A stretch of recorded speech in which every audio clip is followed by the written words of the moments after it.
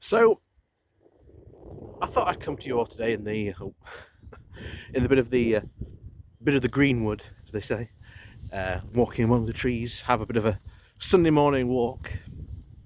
However, this will be coming out on Monday, so it'll be a Monday afternoon walk to you guys. But you know, time is all very relative in a video making sense. But I thought we'd just continue talking about last Friday's video, because there is a very, very clear theme that is going to emerge among the Brexiteers. And indeed, as I said to most of you on the Good Morning Walk on Saturday, I didn't read the last part because the last part was just as infuriating. You know, Brendan O'Neill basically dedicated the last two paragraphs to saying that he wanted to see a united Ireland that was fully out of the evil clutches of the European Union. And if you know anything about the EU on the regular does poll approval ratings, what people think about the EU and how they think favourably of it or even negatively of it. And you won't be surprised to find out that Ireland does have an overwhelmingly positive view of the EU. So Brendan O'Neill clearly definitely in the minority of people who would want Ireland to leave the European Union. And he also went on to say how Ireland was going to be used as some sort of EU colony that would somehow be used to be the screw that, you know, screws over this new and independent UK. And of course, nothing could really be further from the truth, because as we've said before, we're now a third country, and really the EU doesn't really care about us that much. I mean, this was the whole thing that the Brexiteers would crow about for, and have been crowing about for years. You know, that we were so important that the EU would have to give in to all of our demands, needs and necessities that we asked for. And of course, as we saw during the negotiating period right through up until even the 11th hour, the EU hasn't given in to any demands in any which way you could think of. And indeed, now we have this joint committee group that is overseeing this deal. But of course, we call it a deal, but it's not been ratified yet.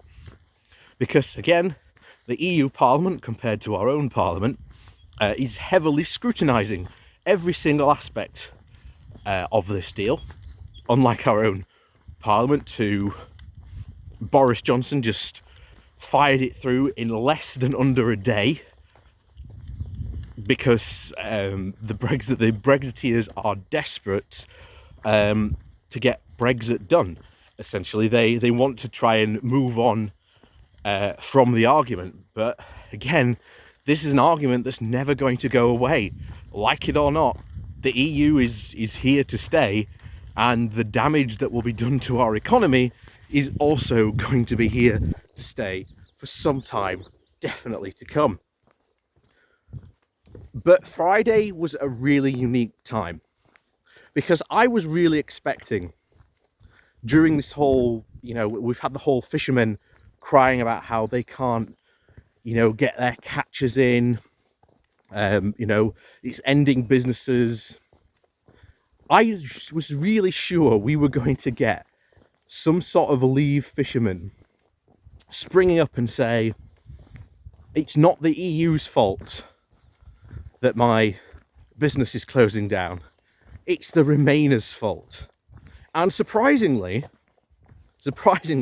we did not see that. But now with Northern Ireland, and especially, I think, with so many Brexiteers writing so many opinion pieces about how, Northern Ireland was not going to be a problem. It was going to be an inch easy to solve. A problem, apparently, according to Brendan O'Neill, a problem so simple to solve, even he dare not speak its words in case, the dreaded, dastardly EU read his columns.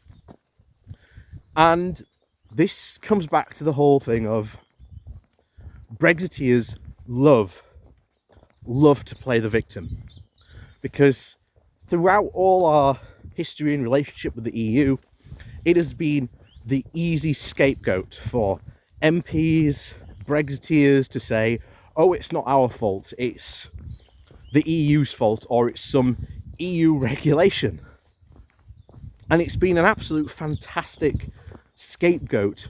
And even for people like Nigel Farage, essentially became a cottage industry that they could use to make a ton of money from. Because Nigel Farage, despite his claims of, oh, there was no money in doing all this for UKIP for him for years, there almost certainly was. He'll just never, ever be able to admit how much money he actually made. But they love to play the victim and be the victim.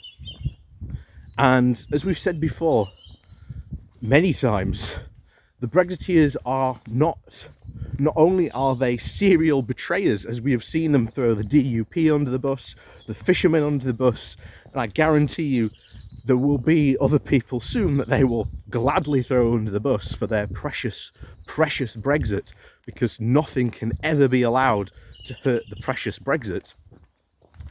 It will be a monumental outcry that we see of absolute stupidity when they come forward again, soon probably, to hear the choir and chorus of, it's not our fault, it's the Remainers' fault. And I always say, how is it our fault? We're not the ones in power. We aren't the ones who have been in power. We aren't the ones who have exerted power to get the most hardest possible of Brexits on offer. And, but this is the state that we are in. And as I've said before, sooner or later, there's going to be a blame game come. And I think maybe we might be able to start to see it happen soon, but it's really unsure. Like I say, I think when the blame game happens, I think it will come very thick, very fast, very quickly. It'll be like a McDonald's milkshake, really, really thick to begin with, but then it slowly melts away because they've got nothing to back it up with. They're the driving force behind Brexit. Essentially they got the Brexit they wanted, but now it turns out it's not the Brexit that they really wanted. So with that, and I don't know if you can hear the goose in the background, but yes, that's my little Sunday walk, Sunday thoughts for the day. So as always, thanks for watching. Please do remember to visit my Patreon down below, and of course there's my one-off donation link called Buy Me a Coffee, where you can buy me a coffee. And don't forget to hit those like and share buttons as well, because that always helps out the channel. And as always, see you all next time.